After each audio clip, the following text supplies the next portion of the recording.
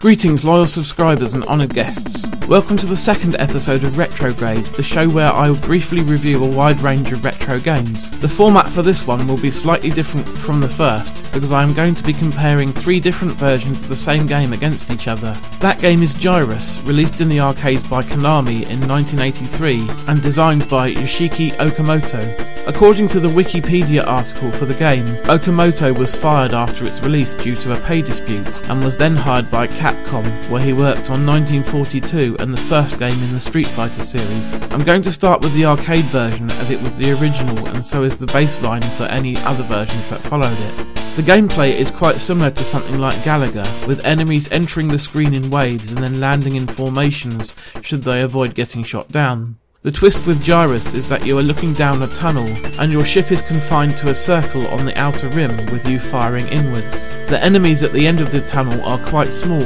but will occasionally fly at the player and sometimes take pot shots at him.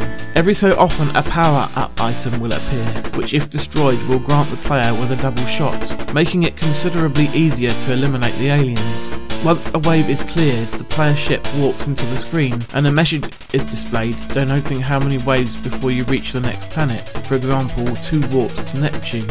In between the planetary stages are chance stages, again extremely similar to their counterpart in Galaga. The player is under no threat during these stages, they simply have to shoot down as many of the 40 enemies as they can, with a nice score bonus for getting all of them. The other thing that Gyruss is famous for is the soundtrack. The game features an electronic rendition of Johann Sebastian Bach's Toccata and Fugue in D minor. You can hear the arcade version of the tune in the background at the moment. Combined with the unique tunnel perspective, it helps Gyruss transcend from being a simple Galaga clone into being its own thing. I really enjoy playing Gyruss and I find myself returning to it frequently. The arcade original is a classic and deserves its place alongside the much more famous shooters of the time. I award it 4 aliens out of 5.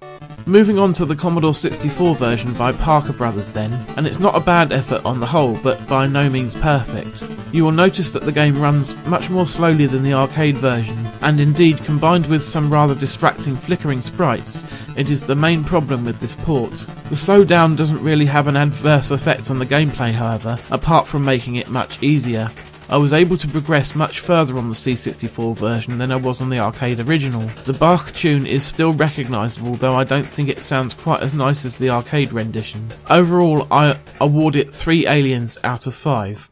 Then we come to the NES version, released under Konami's Ultra Games label, and from the moment you press the start button it's apparent that this is something quite different.